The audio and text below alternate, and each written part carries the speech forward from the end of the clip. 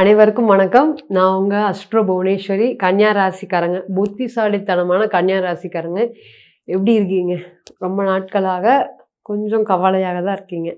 So இந்த நேரத்தில் இந்த குரு புதன் கிரக சேர்க்கைகள் ஆகஸ்ட் மாதம் 5ஆம் தேதி உங்களுடைய ராசிக்கு 11ஆம் இடத்துல அமைஞ்சிருக்கக்கூடிய உச்ச குருவோட ஆட்சி பெற்ற புதன், அதாவது குருவோட சேர்ந்த புதன், அதை ஆட்சி பெற்ற புதன்னே வச்சுக்கலாம். ஸோ 11ஆம் இடத்துல யோகாதிபதி யோகஸ்தானத்தில் இருக்கிற மாதிரி ஒரு பலன் கொடுக்க போகிறாங்க. ஸோ கன்னியா ராசி எப்படி இதைய பார்த்தீங்கன்னா, இதைய ஒரு நல்ல ஒரு growth கொடுக்குமா, என்ன விஷயங்கள் நடக்க போகுது, இதனால் வாழ்வாதாரம் எப்படி உயரப்போகுது, கன்னியா ராசி நீங்கள் யார், எப்பேற்பட்ட நபர்கள், இதுக்கு எல்லாத்துக்குமே என்ன பண்ணுனா, என்ன விஷயங்கள் பண்ணுனா இது சரியாகும், என்ன ப்ரேயர்ஸ் பண்ணுனா இன்னுமே ஸ்ட்ராங்காக இது ஒரு விஷயம் நடக்கும் அப்படிங்கிறத பார்க்க போகிறோம். ஸோ கன்னியா ராசி அப்படின்னு சொல்லும் போதே ரொம்ப புதனுக்கு உண்டான புத்திசாலித்தனமான ராசி. ஸோ எல்லாரையும் ஜெயிக்கக்கூடிய ராகுவை வெல்லக்கூடியவர் புதன். அப்போ எல்லாரையும் வெல்லக்கூடியவங்க நீங்கள். எந்த ராசியாக இருந்தாலும் உங்களுடைய விஷயம் இல்லாமல் எதுவுமே நடக்காது. ஃபைனல் சொல்யூஷன் எல்லாரும் பார்த்து பொறாமப்படக்கூடிய ஒரு நபர்கள் தான் நீங்கள் கன்னியா ராசிக்காரங்க. ஸோ பெர்ஃபெக்ஷன், இந்த விஷயம் இப்படி இருக்கணும், இந்த விஷயம் இப்படி பண்ணணும், இந்த விஷயங்கள் இப்படி செஞ்சுட்டே இருக்கணும்.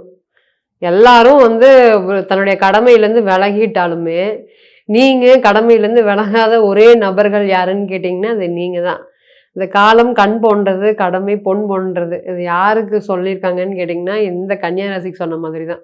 வேலை தவிர வாழ்க்கையில் எதுவும் தெரியாத ராசின்னு சொல்லலாம். ஸோ இந்த கன்னிங் ஃபெலோ அப்படிலாம் தெரியாது. என்னுடைய வேலை, நானே, என்னுடைய குடும்பம், இதுதான் மேடம் எனக்கு தெரிஞ்சதா அப்படின்னு சொல்லுவாங்க. ஸோ இந்த கன்னியா ராசியை பொறுத்தவரை ரொம்ப சாஃப்டான நேச்சர். ஸோ புதனுடைய ராசியாக இருக்கிறதுனால யதார்த்த தன்மை ரொம்ப அதிகம். இப்படி பண்ணனா இந்த விஷயம் இப்படி நடக்கும் அப்படின்னு யோசிப்பாங்க. பட் ஃபைனலி என்ன பண்ணுவாங்கன்னா, இவங்களுக்கு ஏதாவது தோணிரும், யாராவது ஒருத்தருடைய இன்ஃப்ளூயன்ஸ்னால மாறி போயிடுவாங்க. இதுதான் இன்னைக்கு இந்த கன்னியா ராசி அதிகமாக ஃபேஸ் பண்ணிட்டு இருக்கு. சனி பகவான் பாருங்க 7ஆம் இடத்துல திக்பலம் பெற்று ராசியை பார்க்குறாரு. நமக்கு எல்லாம் யோகம் இருக்கா, நம்மெல்லாம் இப்படி கஷ்டப்படுறோமே அப்படிங்கிற ஒரு நெகட்டிவ் பாயிண்ட்டு. அதே போல் இந்த 1.5 வருஷத்தில் சனி பகவான் பார்த்திங்கன்னா மீனத்திலேருந்து வக்ரம் பெற்று பார்த்தா கூட பரவாயில்ல. நார்மலாக பார்க்கக்கூடிய பார்வை அப்படியே கொழுந்து விட்டு எரியிற மாதிரி, இப்படி ஜான் ஏறுனா முளை சறுக்கும், சறுக்காமல் இருக்கவே இருக்காது. கான்ஃபிடென்ட் லெவல் உங்களை விட 10-15 வருஷம் கீழே இருக்கிறவங்கள பார்த்து உங்களோட கான்ஃபிடென்ட் லெவல் ரொம்ப இறங்கின மாதிரி இருக்கும். ஸோ யார் என்ன சொன்னாலுமே காம்ப்ரமைஸ் ஆகாத கன்னியாவுக்கு இன்னைக்கு எல்லாரையும் பார்த்து ஆதங்கப்படுற மாதிரி ஒரு விஷயங்கள் இன்னைக்கு நடந்துட்டுருக்கு. ஸோ இந்த நேரத்தில் இந்த குரு யார் அப்படின்னு கேட்டிங்கன்னா, ஃபஸ்ட்டு நாலேஜ், விஸ்டம், பிளானிங், பணம் சம்பாதி, பெரும் பணம் குரு, சின்ன பணம் சுக்கிரன். ஸோ இந்த குரு சொல்லக்கூடிய பெரிய பணம் ஸ்தானாதிபதி உச்சமாக போது என்னன்னு கேட்டிங்கன்னா, கன்ஃபார்மாக ஒரு செடி வளர்த்துனா அந்த தண்ணி இருந்தாலும் இல்லாட்டி அப்படியே ஒரு க்ரோ ஆகிட்டு இருக்கு பார்த்தீங்கன்னா, அந்த வாழ்க்கையில் நமக்கு எவ்வளோ கஷ்டமான தசாபுத்திகள் நடந்தாலும் நம்மளை காக்கக்கூடிய ஒரு தெய்வம் இருக்குது. நமக்கு ஒரு பெரிய விஷயத்துலையுமே பெரிய ப்ராப்ளத்துலேயும் டக்குன்னு அசால்ட்டாக அந்த விஷயத்த மாற்றிடுறேன், டக்குன்னு ஜெயிச்சிட்றேன், தலைக்கு தலப்பாவோட போச்சு இப்படின்னு எஸ்கேப் ஆகிட்டேன். இந்த மாதிரி நிறைய விஷயங்கள் எக்ஸாம்பிள் சொல்லிட்டே போகலாம். அதுக்கெல்லாம் யார் காரணம் அப்படின்னு கேட்டிங்கன்னா, குரு தான் காரணம். குரு கொடுக்காத ஒரு யோகத்தை பிறந்த கால ஜாதகத்தில் எந்த கிரகமும் கொடுக்க மாட்டாங்க. ஸோ குரு பார்த்தாவே நன்மை. குரு எல்லாம் மாங்கல்ய தோஷத்தை பார்க்கட்டுங்க, ராசியை பார்க்கட்டுங்க, அப்படியே அமுத்திடுவார். 1000 பிரச்சனை இருக்கட்டும், பார்த்துக்கலாம், காம்ப்ரமைஸ் ஆகு அப்படிங்கிற வார்த்தைகள். சரி விடு, சரி விடு, பார்த்துக்கலாம். இப்போ நீங்கள் நிறைய பேரோடைய ஒய்ஃபோட ஜாதகத்தை நம்ம ரீசெண்ட் டைமில் கூட பார்த்தோம், கன்னியா ராசி. ஸோ நம்ம பார்க்கும்போது என் சம்சாரம் என்னை பேசிகிட்டே இருக்குங்க, ஆனால் நீங்கள் என்னங்க சார் சொல்கிறீங்க அப்படின்னா, சரி விடு, சரி விடு, சரியாயிரும், கவலைப்படாத, சரியாயிரும், சரி சரின்னு கேட்டு எனக்கு பழகிருச்சு மேடம் அப்படிம்பாங்க. ஸோ இதுக்கெல்லாம் எப்படி சரி, எல்லாரும் சரின்னு கேட்பாங்களா? கேட்க மாட்டாங்க. குறிப்பிட்ட நபர். அப்போ அந்த காம்பினேஷன் குரு உச்சமாகி ஒரு ராசியை பார்க்குறாரு, 7ஆம் அதிபதியை பார்த்துருக்காரு அவருடைய ஜாதகத்தில். அப்போ அவர் என்ன சொல்கிறாரு, எதாக இருந்தாலும் பரவாயில்ல, சரி நீ சொல்கிறதான் கரெக்டு, அதே மாதிரி பண்ணிக்கலாம் அப்படின்னோடனே அவங்க அமைதியாக ஆயிடுறாங்க. ஸோ இதே மாதிரி நீங்கள் சொல்லி சொல்லி ஃபேமிலி லைஃப்பை அமைதி பண்ணுற மேடம், என்ன மேடம் இப்படி சொல்லிட்டீங்க, யாருமே சொல்லவே இல்லை. ஸோ குரு பார்த்திங்கன்னா 7ஆம் இடத்தை பார்க்குது, எவ்வளோ பிரச்சனை இருக்கட்டும், பார்த்துக்கலாம், தைரியமாக இருங்க அப்படிங்கிற ஒரு கான்ஃபிடென்ட் லெவலில் கண்டிப்பாக குரு மாதிரி குரு கொடுக்கக்கூடிய நன்மைகள். யோகத்தை பற்றி பேசணும்னா நம்ம ரொம்ப நேரம் பேசிகிட்டே இருக்கலாம். இப்போ இந்த நேரத்தில் பார்த்திங்கன்னா நிறையா யோகம் இருக்குது. குருச்சந்திர யோகம் இருக்குது, அதே போல் குரு மங்கள யோகம் இருக்குது, சந்திரன் செவ்வாய் சந்திர மங்கள யோகம் இருக்குது. இது எல்லாத்தையும் தூக்கி சாப்பிட்ற மாதிரி ஒரு யோகம் இருக்குது அப்படின்னு கேட்டிங்கன்னா அதுக்கு இந்த குரு புதன் கிரக சேர்க்கை. இந்த யோகம் இருக்குது, பட் அது பெருசாக யாருமே பேசப்படுறாங்களான்னு கேட்டிங்கன்னா பேசப்படல. இந்த குரு புதன் கிரக சேர்க்கை இருக்கவங்களாம் எப்படி இருப்பாங்கன்னு கேட்டிங்கன்னா சைலண்ட் விக்ட்ரி, அமைதியான அப்படியே மேலே போய் திடீர்னு ஒரு வெற்றி அடைகிறாங்க அப்படின்னா இந்த குரு புதன் சார். அதனால் நிறைய பேர் வந்து பார்த்திங்கன்னா இந்த கிரகச்சேர்க்கையை பேசவே மாட்டாங்க, பார்வையும் பேச மாட்டாங்க. இந்த விஷயம் நான் அப்படி ஜெயிச்சுட்டேன் அப்படின்னா சைலண்ட் வெற்றி, இதுக்கு ஈக்குவல் டு வந்து பார்த்திங்கன்னா குரு புதன் கிரகச்சேர்க்கையை சொல்லலாம். ஸோ அந்த மாதிரி புதன் சொல்லும்போது இன்டெலிஜென்ட், கம்யூனிகேஷன், பேச முடியாத பிரச்சனையை, யாருமே தீர்க்க முடியாத பிரச்சனையை யார் தீர்ப்பாங்கன்னு கேட்டிங்கன்னா புதன். அப்போ புதன் ராசியில் பிறந்த நீங்கள் பிரச்சனையை தீர்க்கறதுக்காகவே பிறந்திருக்கீங்க. ஏன் மேடம் இன்றைக்கி எனக்கே நிறைய பிரச்சனை இருக்குது, நான் எப்படி மேடம் பல பேருடைய பிரச்சனையை தீர்க்க போகிறேன்? எஸ், இன்றைக்கி கஷ்டமான காலம்தான், அதில் மாற்று கருத்தே இல்லை. உங்களுக்கு வந்த மாதிரி ஒரு கஷ்டமான டைம் பீரியட் வேறு யாருக்கு வந்தாலுமே அவங்க எல்லா விஷயத்துலையும் கிவ் அப் பண்ணியிருப்பாங்க. பட் இன்றைக்கி நீங்கள் சர்வை பண்ணுறீங்க அப்படின்னா அதுக்கு ஒரே காரணம் புதன்.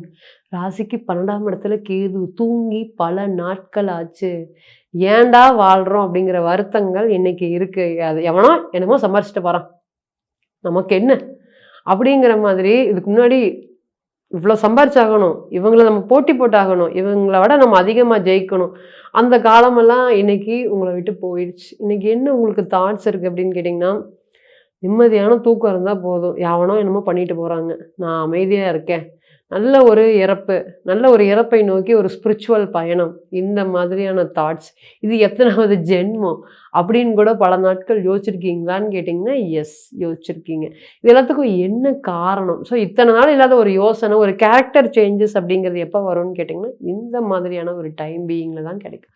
ஸோ இந்த மாதிரி 2 கிரகத்தோடைய இணைவு இன்றைக்கி கன்னியா ராசியை பொறுத்தவரையும் கொஞ்சம் இதுக்கு முன்னாடி இருக்கக்கூடிய இணைவு கொஞ்சம் கஷ்டப்படுத்தியிருக்கு. பட் இந்த குரு புதனுடைய இணைவு ஒரு பாசிட்டிவ் கொடுக்கறதுக்கு காத்துட்ருக்கு. ஸோ இருக்கக்கூடிய 12 ராசியிலேயே குரு புதன் கிரக சேர்க்கைகள் தலை சிறந்த ஒரு யோகத்தை கொடுக்கறது இந்த கன்னியா ராசிக்கு அப்படிங்கிறத மறந்துடவே கூடாது. ஃபர்ஸ்ட் அதில் நல்ல பாயிண்ட் என்ன அப்படின்னு கேட்டிங்கன்னா இது ஒரு டேர்னிங் பாயிண்ட்டாக. ரொம்ப நாட்களாக என்னுடைய காலம் எனக்கான ஒரு நேரம் வரும்ல, கண்டிப்பாக எல்லாரும் ஒரு ஜாதகத்துலேயுமே எல்லாரும் வந்து பார்த்திங்கன்னா ஓடமும் ஒரு நாள் வந்து கடலுக்கு வந்து தான் ஆகணும் அப்படின்னு சொல்கிற மாதிரி நம்ம போடக்கூடிய முயற்சிக்கும் அதுக்கு விஷயத்துக்குமே கடவுள் பதில் சொல்லி அவர் கிரகங்களும் பதில் சொல்லி ஒரே மாதிரியான வாழ்க்கை யாருமே வாழ்கிறதே இல்லை. இன்னைக்கு நீ மேலே இருக்கியா, நாளைக்கு உனக்கு எப்போ வேணாலும் சர்க்கிள் வரும். பட் இன்னைக்கு சர்க்கிள் சந்திச்சுட்டு இருக்கியா, நீ எப்போ வேணாலும் மேலே போவ. கடவுளுடைய அனுகிரகத்தினால, கிரகங்களுடைய அனுகிரகத்தினால, கிரகங்களுடைய தசா புத்தினால. ஸோ நிரந்தரம், வெற்றியும் யாருக்கும் நிரந்தரம் இல்லை, தோல்வியும் யாருக்கும் நிரந்தரம் இல்லை. இதை ரீப்ரசன்ட் பண்ணக்கூடியதா கன்னியாராசி. நீங்கள் பார்க்காத உயரம் இல்லை, நீங்கள் பார்க்காத தாழ்வும் இல்லை. ஸோ இந்த மாதிரி நேரத்தில் இனி வரக்கூடிய இந்த டைம் பீயிங் அப்படிங்கிறது உங்களுக்கு இத்தனை நாளாக ஒரு சேலஞ்சஸை கொடுத்துட்ருக்கு. ஒரு விஷயம் பண்ண முடியாத விஷயத்த கூட வேலை செய்கிற இடத்துல இல்லை நீ இது பண்ணிட்டு தான் போகணும் அப்படின்னு சொல்லியிருப்பாங்க. இதனால் என்னென்னு கேட்டிங்கன்னா எனக்கு வேலையை நினச்சி ரொம்ப பயமாக இருக்குது மேடம், பண்ண முடியாத வேலையெல்லாம் எங்கிட்ட கொடுக்குறாங்கன்னு பல ரீசன்ட் டைமில் பார்த்த ஜாதகங்கள்லாம் சொல்லிட்டாங்க. ஸோ இந்த ப்ராப்ளம் எல்லாமே இனி சரியாக போகுது. நீங்கள் என்ன போடுறீங்களோ அதுக்குண்டான எஃபர்ட்ஸ் பலன் நிச்சயமாக கிடைக்கும். உங்களை விட்டுட்டு போனவங்க எல்லாருமே திரும்பி சேர்ந்து உங்களுடைய வேல்யூ, உங்களுக்கு நிறைய ஐடியாஸ் வாங்கியிருக்காங்க. இந்த கன்னியாராசியை பொறுத்தவரையும் ஐடியாங்கிறது வந்து பார்த்திங்கன்னா பாயிண்ட்டை நம்ம முதல்ல சொல்லியிருக்கணும். இந்த ஐடியா கொடுத்து எல்லாரும் டெவலப் பண்ணி விட்டுட்டு இந்த கன்னிராசி ஓரமாக ஏணி மாதிரி அதே இடத்துல நின்றும். ஸோ ஆனால் அவங்களுக்கு தெரியுமான்னு கேட்டிங்கன்னா தெரியாது. ஆனால் இவங்களோட ஐடியாஸ் வாங்கிட்டு போய் அவங்க இம்ப்ளிமெண்ட் பண்ணும்போது கூட நான் இது மாதிரி உன்னோட ஐடியா வச்சுருந்தேன், அதனால தான் நான் இப்படி ஜெயித்தேன் அப்படிங்கிறத சொல்லவே மாட்டாங்க. ஸோ அந்த pride goes to someone. அவன் தான் ஜெயித்தான், அவன் போனால் அவன் வந்தான். நீங்கள் சொல்லி எல்லாமே பிளானிங் தான் பண்ணாங்க, இவங்க ஒன்றும் பண்ணலைங்கிற கெட்ட பெயர் தான் அட் லாஸ்ட் உங்களுக்கு கிடைக்கும். ஸோ இந்த விஷயங்கள்லாம் மாறி இனி உங்களுக்கான சக்ஸஸ், உங்களுக்கான எஃபர்ட்ஸ், உங்களுக்கான பிஸ்னஸ், உங்களுக்கான வேலையை இனி கண்டிப்பாக முயற்சி பண்ணுங்கள். அந்த முயற்சி உங்களைய பெரிய அளவுக்கு ஒரு வாழ்க்கையில் ஒரு யோகத்தை கொடுக்கறதுக்கு காத்துட்ருக்கு. நான் இத்தனை நாளாக ஓவர் குவாலிஃபைடு தான் இந்த கன்னி, நீங்கள் எங்கே வேணாலும் போங்க, நீங்கள் உங்களுடைய ஓவர் குவாலிஃபைடுங்க நீங்கள் அப்படிங்கிற மாதிரியான வார்த்தைகள். பட் அந்த ஓவர் குவாலிஃபைடுக்கு ஏற்ற சேலரி வருமானு கேட்டிங்க வரவே வரும். ஸோ அந்த மாதிரி இருந்தால் உங்களுக்கு இனி அந்த மாதிரி விஷயங்கள்லாம் மாறி அதில் தொழிலையும் சரி வேலையிலையும் சரி ஒரு பெரிய பண ரீதியான ஒரு மகிழ்ச்சியான ஒரு சந்தோஷம் ஒரே பாயிண்ட்ல சொல்லணும்னா மகிழ்ச்சியான விஷயங்கள் நடக்க போகுது. அதே போல காதல், இந்த கன்னியா ராசியை பொறுத்தவரையும் காதல்லாம் இன்னைக்கு வந்து பார்த்தீங்கன்னா கசந்துருச்சு அப்படின்னு சொல்ற மாதிரியான பலன்கள் இருக்கு. இனி இந்த காதல் சார்ந்த ஒரு ஒரு ப்ராப்ளமும் நான் வந்து வேண்டான்னு சொல்லிட்டு அவங்க போயிட்டாங்க மேடம், நான் வேணும்னு சொல்லி ஒத்த கால்ல நின்று என்னை புரிஞ்சுக்காம போயிட்டாங்க. இந்த மாதிரி பல விஷயங்கள் நம்ம ரீசெண்ட் டைம்ல கேட்டிருக்கோம். அது நிறைய ஒரு விஷயத்த வந்து பார்த்தீங்கன்னா எஃபர்ட்ஸ் அதிகமாக போடக்கூடியது நீங்க. அந்த காதல் உங்களை விட்டு விலகும்போது நீங்க எப்படி இருக்கீங்க? அது மனசு உடைஞ்சு போயிடுற மாதிரி, என்னடா இது எதுவுமே நமக்கு நடக்காதா அப்படிங்கிற மாதிரி ஒரு கிவ் அப் பண்ற மாதிரி ஒரு சிச்சுவேஷன். பட் இனிமேல் அதெல்லாமே மாறப்போகுது. காதல் திருமணத்தோட சந்தோஷத்தோடையும் மகிழ்ச்சியோடையும் நடக்க போகுது. அதே போல கல்யாணம் தயாராயிக்கோங்க. இந்த புதன் ரொம்ப ஸ்ட்ராங்கா இருக்கிறதுனால கல்யாண யோகம் யாருக்குன்னு கேட்டிங்கன்னா கன்னியாக்கு. ஸோ கல்யாணம் சம்மந்தப்பட்ட விஷயங்கள் ஒரு மேரேஜ் ரிலேட்டட்ல நாங்கள் எதிர்ச்சியா பார்த்தோம். எங்களுக்கும் பிடிச்சிச்சு, அவங்களுக்கும் பிடிச்சிச்சு. திடீர்னு திங்கக்கிழமை ஜாதகத்தை வாங்கினோம், புதன்கிழமை பொருத்தம் இருக்குன்னு சொல்லிட்டாங்க. வெள்ளிக்கிழமை நாங்கள் வந்து என்கேஜ்மெண்ட் ஃபிக்ஸ் பண்ணிட்டோம். ஒரு 3 மந்த்ஸ்ல கல்யாணம் அப்படின்னா, அது இந்த மாதிரி நேரத்துல தான். ஸோ இந்த மாதிரி நான் யாருக்கு வந்து எந்த சைட்லேருந்து அலையன்ஸ் வருதோ, இங்க வருமா, அங்க வருமான்னு ரொம்ப எதிர்பார்த்துட்டு இருந்தேன். பட் திடீர்னு அன்எக்ஸ்பெக்டடாக இந்த அலையன்ஸ் எல்லாமே ஓகே ஆயிடுச்சு அப்படின்னா, இன்னைக்கு அந்த மாதிரி ஒரு டைம் பீயிங் இருக்கு. ஸோ இந்த நேரத்தை வந்து பார்த்தீங்கன்னா, நீங்க ரொம்ப ஸ்ட்ராங்கா அலையன்ஸ் பார்க்கறதுக்கு ஆரம்பிக்கணும். ஸ்கில்ஸை டெவலப் பண்றதுக்கு ரொம்பவே எஃபர்ட்ஸ் போடக்கூடியவங்க நீங்க. பட் இந்த ஸ்கில்ஸை டெவலப் பண்றதுக்குள்ள போதும் போதுன்னு ஆயிரும். நான் 2 நாள் போறேன் மேடம், 3 நாள் அதை கன்டின்யூ பண்ணவே முடியல. என்னால மறுபடியும் எடுக்கும்போதெல்லாம் எனக்கு ஒரு மாரி டயர்டாவும், ஸ்லீப் ரொம்ப அதிகமாக வருது. மைண்டு டிஸ்டர்பன்ஸ் படிக்க முடியுமா? எவ்வளோ பெரிய திறமைசாலியா இருக்கட்டும், இப்படின்னு நம்ம சொல்லலாம்.